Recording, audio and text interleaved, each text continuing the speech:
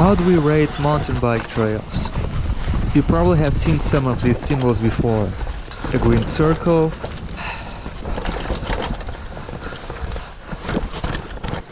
a blue square,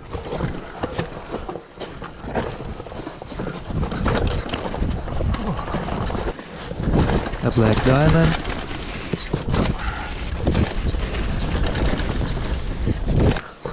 a double black diamond,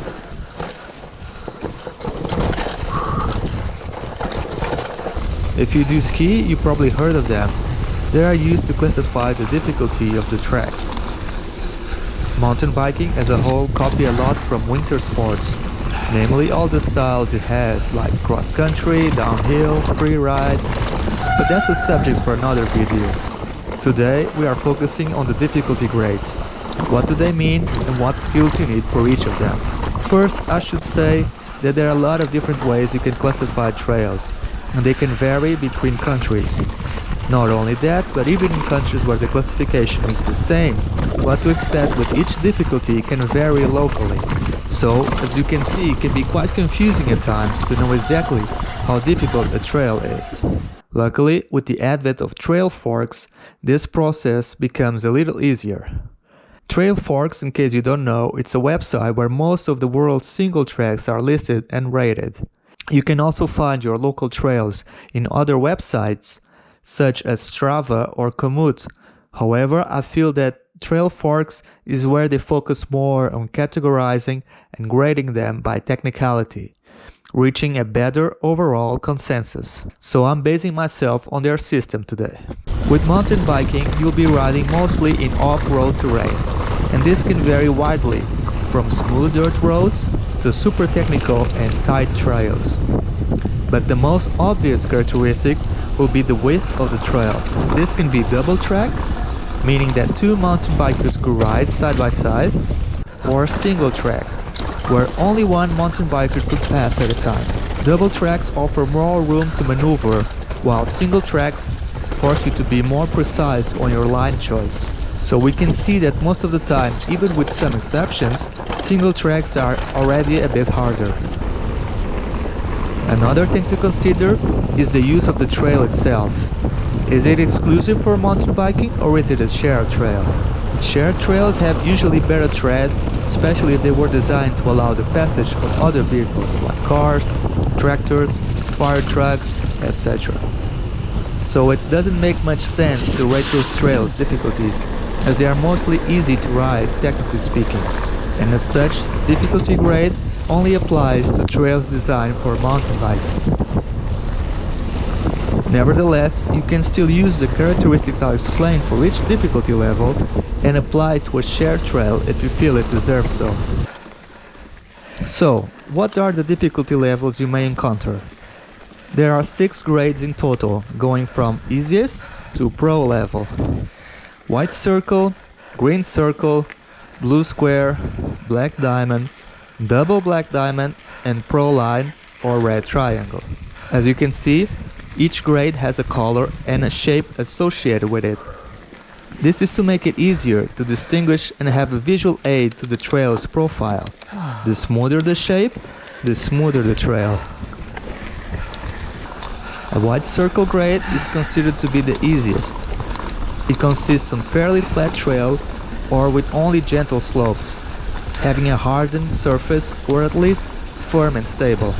Usually it's a double track or a bit wider than a single track. The trail grades varies from 5 to 10% and there are no technical features. These trails are suited for all types of riders and are the best for beginners to start on. Skills required are basic braking skills and basic shifting skills. Next on the scale we have the green circle, also known as easy trails.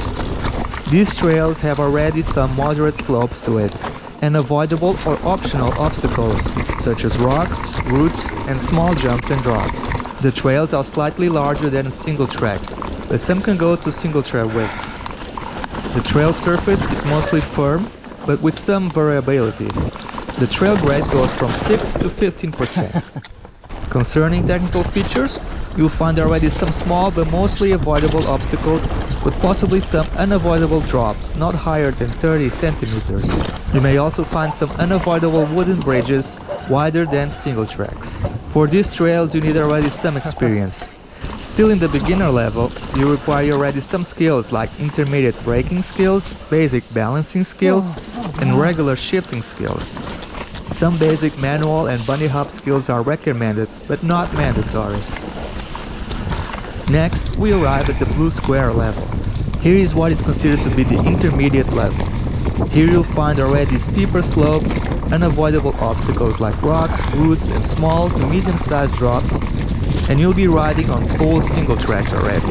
The trail surface is already quite variable, meaning sometimes a bit unpredictable, and the trail grade can go up to 30% on the steeper sections. Concerning the technical features, you may find already a great variety of obstacles like ruts, roots, and loose stones, medium to big rocks, and some small rock gardens, medium jumps and drops, but mostly avoidable, and wooden bridges and logs. For these trails, you need already some intermediate level skills, like advanced braking skills, advanced balancing skills, and basic manual and bunny hop skills. One step higher, we arrive at the hard trails. Here we have the black diamond trails, or hard trails. Here the trails get increasingly steeper, with very loose and unpredictable terrain, and unavoidable obstacles, such as roots, rock gardens, larger jumps and drops, tight corners, and skinny wooden bridges. The trail grade can go all the way up to 50%, with very intense slopes. For these trails, you need advanced skills all around. You should be confident with jumps and drops, having dialed the manual and bunny hop, and you need a committing attitude towards these obstacles. Next, we have the expert level, also known as double black diamond. These are the trails for the advanced riders who want to challenge themselves. The trails are very steep and technical, requiring advanced skills and balance to clear obstacles safely. Trails here can be tighter than normal single tracks, and there are no unavoidable obstacles. Expect to find crazy features such as really big jumps and drops, gnarly rock gardens, and very technical terrain. The slope grades can go up to 100% in some extreme sections, but average mostly on the 50% range. Here you'll be pushing your skill limits. You need to commit to all obstacles with very little margin for error, and as such you shouldn't try these trails unless you have the previous levels mastered. It seems to reach the end of our grade level. However, in some places you may find a grade higher than double black diamond, the so-called pro lines. This difficulty is mostly for professional riders who want to push the limits of the sport. They are basically off the charts, being extremely dangerous to ride. Here, an hesitation can lead to a fall with serious consequences. Needless to say, you shouldn't tackle these trails unless you are a very seasoned professional rider. These trails are hard to find though, and are mostly reserved to elite level mountain bikers. The difficulty grade also assumes you're riding the right bike for the job. Although in some grades you can get away with a less capable bike, in the higher levels you need a very specific bike. For a rule of thumb, you can say in wide circle trails a commuter bike or a hardtail XC bike is good enough. For green circles, XC bikes or trail bikes are ideal. For a blue square, you need already a full suspension bike, ideally a trail or enduro bike. From black diamond on, you should have an enduro or downhill bike. You may have noticed also that from blue square on, the trails are exclusively downhill, as you can only climb so much steep as it is. With the advent of e-bikes, however, we might start to see blue trails with some climbs, especially as they get more capable. Another thing you may notice is that the grade system refers to technical difficulty only. A trail that may feel very hard physically speaking, but requires low technical skills, will still be considered an easy trail. Trails also are usually not longer than 2 to 3 kilometers. This is because, like I said before, the grade system only applies to mountain bike purpose trails. What usually happens on a ride is that riders pass by some mountain bike trails and some shared trails in between that aren't graded. Some pre-made tours can have a technical difficulty and a physical difficulty associated with it. The technical difficulty of the tour will be marked by the hardest trail you pass, or an average of the difficulties of all trails. The physical difficulty will be a subject appreciation according to the length of the entire tour, as well as the elevation gain overall. Finally, another thing to take in mind is, like I said before, the difficulty scale can vary from place to place. As you may have seen on my previous videos, I ride mostly in the Sintra Mountains. Here there are no double black diamond trails. However, the black diamond trails have the same characteristics I explained for the double blacks, and the grades below have the characteristics of the grade above. So a white circle trail feels like a green circle. A green circle feels like a blue square. A blue square like a black diamond, and a black diamond like a double black diamond. It's a bit confusing, I know, but like all grade systems, they are always subjective to the users. This way, my recommendation is to always check the characteristics of the trail, like what feature does it have, are they avoidable, how steep is it, and you can get a better sense if it's your skill level. It's a work in progress, but if you think about it, mountain biking only exists as a sport for roughly 30 years, and it changed drastically since its beginning.